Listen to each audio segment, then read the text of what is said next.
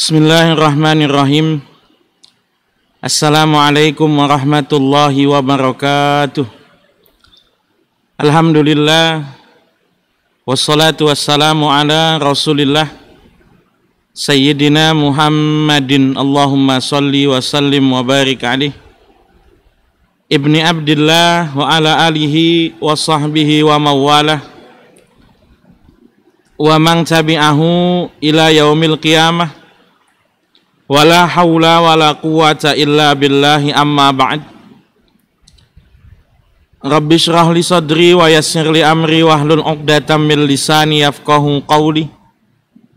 Subhanaka la ilma lana illa ma 'allamtana innaka antal alimul hakim. Hadirin pemirsa An-Nabawi TV yang mudah-mudahan dirahmati oleh Allah Subhanahu wa taala.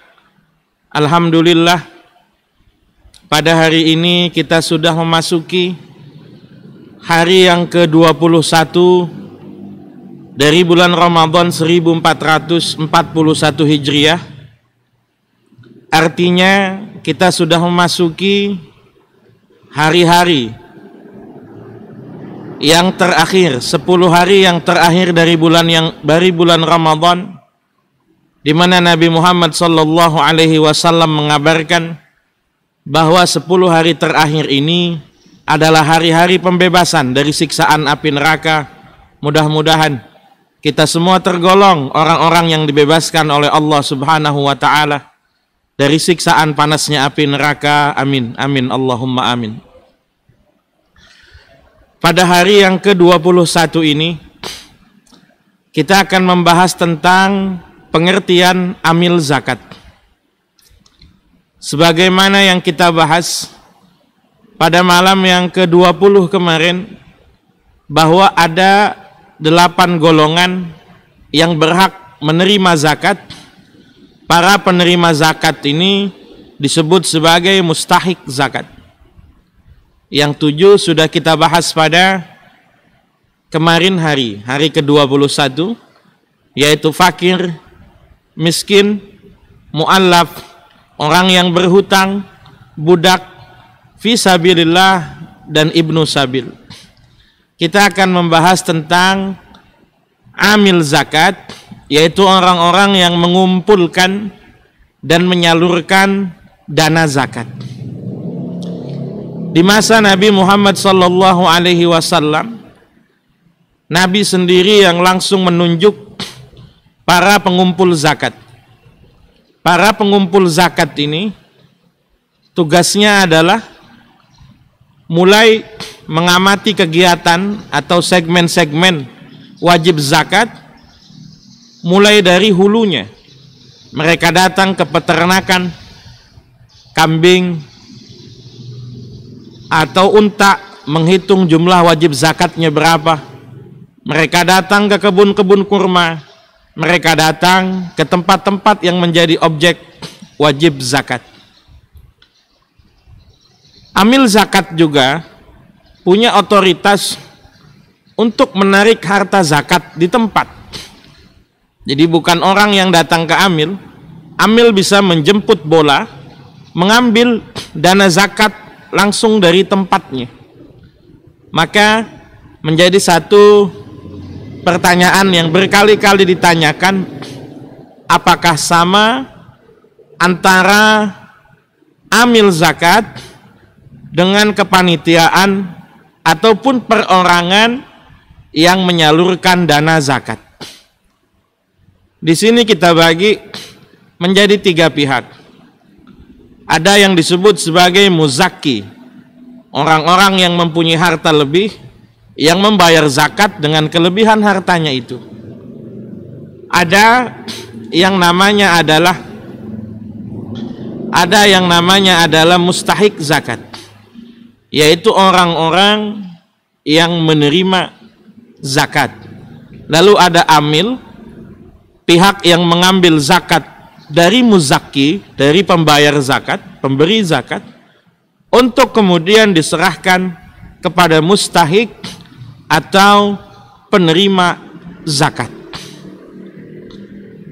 Yang paling pertama yang disebut dengan amil adalah mereka yang ditunjuk mempunyai kewenangan, ditunjuk langsung oleh pemerintahan. Itu sesuai dengan apa yang dulu ditradisikan oleh Nabi, bahwa Rasul selalu menunjuk sendiri amil zakat.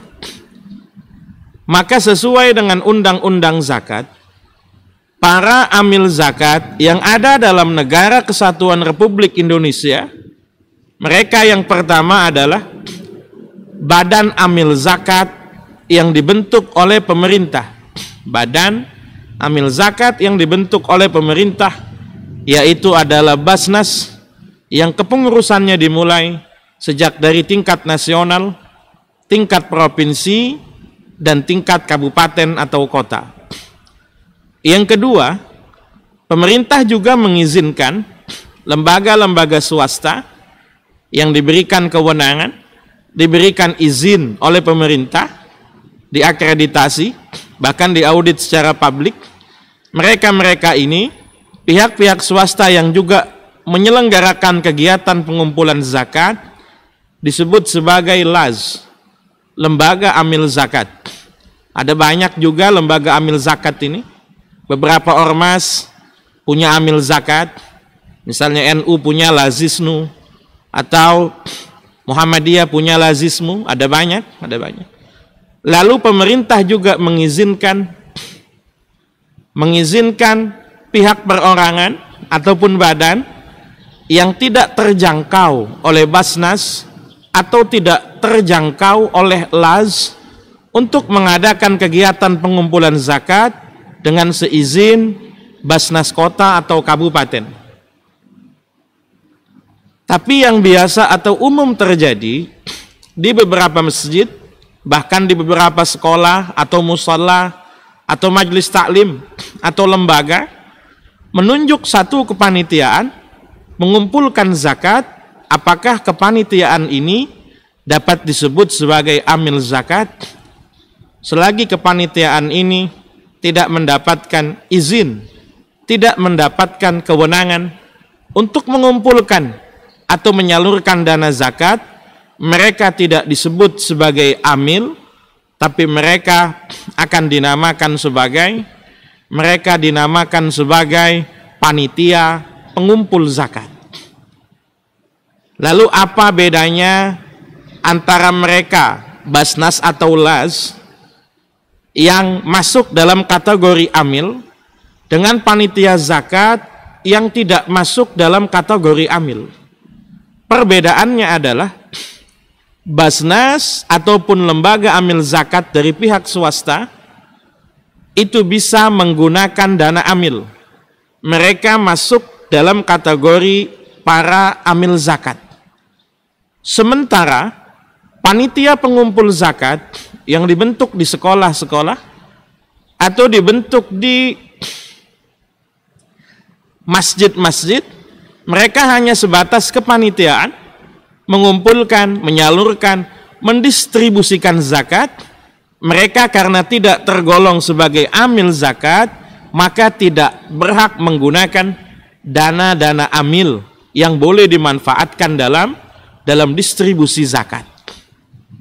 Lalu kalau mereka tidak dapat menggunakan dana amil, apakah mereka kemudian tidak mendapatkan bisyarah, ujrahnya atau honornya? Sebagian ulama ada yang mengatakan bahwa pekerjaan apapun ada ujrahnya. Mereka berhak mendapatkan ujrah misil. Ujrah misil itu upah sepadan. Kira-kira kalau ada orang duduk di meja, kemudian menerima zakat dan menyalurkan zakat, atau kadang-kadang memandu tata cara niat zakat, atau kadang-kadang juga mencatat, kira-kira pekerjaan atau aktivitas semacam ini layaknya diberi upah berapa sesuai dengan upah pasarannya. Ini yang disebut sebagai ujrah misil. Mudah-mudahan keterangan yang sedikit ini ada manfaatnya. Mudah-mudahan Allah menerima dan meridhoi apa yang kita lakukan, dan mudah-mudahan kita tergolong orang yang mendapatkan ampunan pada 10 hari yang kedua. Hadanallah wa iyyakum ajma'in. Assalamualaikum warahmatullahi wabarakatuh.